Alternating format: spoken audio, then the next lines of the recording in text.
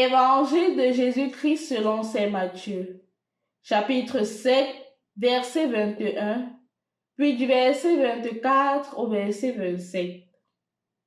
En ce temps-là, Jésus disait à ses disciples: Ce n'est pas en me disant Seigneur, Seigneur, qu'on entrera dans le royaume des cieux, mais c'est en faisant la volonté de mon Père qui est aux cieux.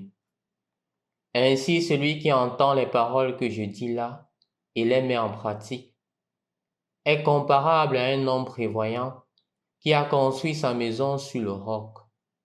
La pluie est tombée, les torrents ont dévalé, les vents ont soufflé et se sont abattus sur cette maison. La maison ne s'est pas écroulée, car elle était fondée sur le roc. Et celui qui entend de moi ces paroles sans les mettre en pratique est comparable à un homme insensé qui a construit sa maison sur le sable. La pluie est tombée, les torrents ont dévalé, les vents ont soufflé, ils sont venus battre cette maison. La maison s'est écroulée et son écroulement a été complet. Au nom du Père et du Fils et du Saint-Esprit, Amen. Au nom du Père et du Fils et du Saint-Esprit, Amen. Loué soit Jésus-Christ. Quelqu'un une fois m'a dit, mon Père, Jésus lui-même l'a dit, ce n'est pas en disant Seigneur, Seigneur qu'on entre dans le royaume des cieux. Et donc, pas besoin de dire Seigneur, Seigneur. Et je me suis mis à sourire, non? Et en écoutant et en méditant cet évangile de ce jour, je me suis dit qu'il serait opportun de l'approfondir un peu plus. Premièrement, ce n'est pas en me disant Seigneur, Seigneur. Pourquoi on dit Seigneur, Seigneur? En fait, quand on parle de Seigneur, Seigneur, on est en train de communiquer avec Dieu. On est en train de prier Dieu. Et quand Jésus dit, ce n'est pas en me disant Seigneur, Seigneur qu'on entrera dans le royaume des cieux, il est en train de dire en d'autres termes que ce n'est pas seulement en priant qu'on entre dans le royaume des cieux. Il n'est pas en train de dire de ne pas dire Seigneur, Seigneur, mais il est en train de dire ce n'est pas seulement en priant qu'on entre dans le royaume des cieux, mais en faisant la volonté. En d'autres termes, notre prière doit aboutir dans l'accomplissement de la volonté de Dieu. En priant, on se rapproche davantage de Dieu. En priant, on sert davantage Dieu. On aime davantage Dieu. On demeure davantage fidèle à Dieu. Ce n'est pas en me disant Seigneur, Seigneur, mais en faisant la volonté de mon Père. En accomplissant fidèlement ce que le Seigneur voudrait que je fasse. Ce n'est pas en me disant Seigneur, Seigneur. Et donc, chers frères et sœurs dans le Christ, l'évangile d'aujourd'hui nous mène à deux niveaux. Premièrement, nous recentre la valeur de la prière, mais aussi et spécialement nous fait comprendre que la prière en elle-même doit toujours aboutir dans notre vécu quotidien. On ne peut pas se dire chrétien si on ne vit pas la relation intime qu'on a avec Dieu à travers nos frères, à travers nos sœurs, à travers nos frères et sœurs humains.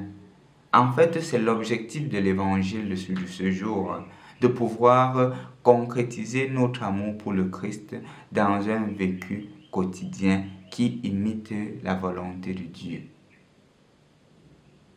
Je voudrais ici vous présenter quelques exemples de ceux qui ont écouté la parole de Dieu et qui se sont laissés transformer.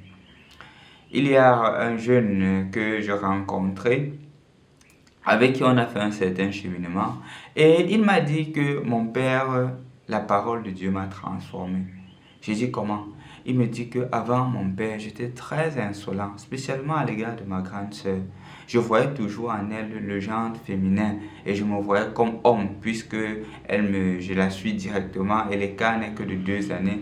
Quand nous étions tout petits, il y avait justement ce petit complexe de supériorité, d'infériorité que j'avais. Et quand j'ai commencé à atteindre la puberté, je me suis dit que je dois lui montrer que je suis un homme.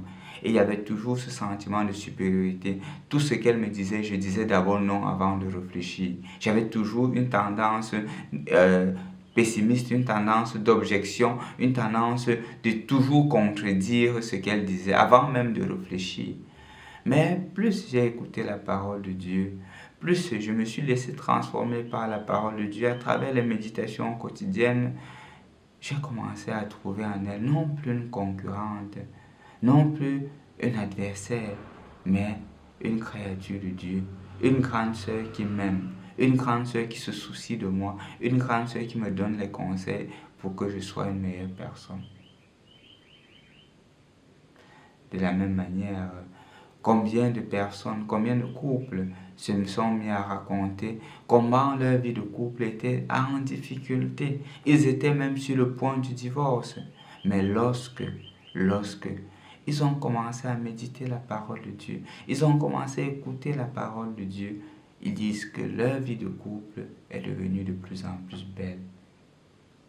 C'est ça le pouvoir de la parole de Dieu. C'est pour cela que Saint Ignace disait, donnez-moi le plus grand pécheur qui accepte de faire 30 minutes de méditation de la parole de Dieu chaque jour et je ferai de lui un grand saint.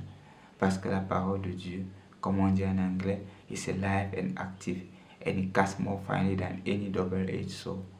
Il est plus tranchant, elle est plus tranchante la parole de Dieu que plus qu'un épée à deux tranchants.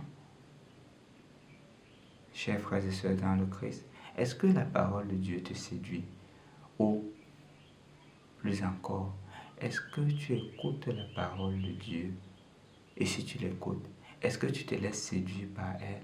Quand la parole de Dieu te dit « réconcilie-toi avec ton frère », est-ce que tu la mets en pratique? Quand la parole de Dieu te dit « pardonne », est-ce que tu mets cette parole de Dieu en pratique? C'est ainsi que progressivement tu verras la parole de Dieu qui sera en train de te transformer, qui t'appellera à voir en ton frère, en ta sœur, son image et sa ressemblance. Parce que quand tu persécutes un chrétien, quand tu persécutes une création de Dieu, c'est Dieu lui-même que tu persécutes. Rappelle-toi de Paul sur le chemin de Damas. Paul, Paul, pourquoi me persécutes-tu? Saul, Saul, pourquoi me persécutes-tu? Qui es-tu, Seigneur, que je persécute? C'est Jésus que tu persécutes.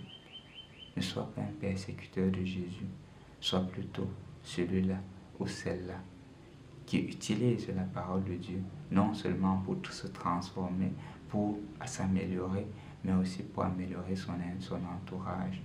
Que ce temps de l'Avent nous prépare davantage à bien accueillir le Seigneur à travers une vie de plus en plus authentique.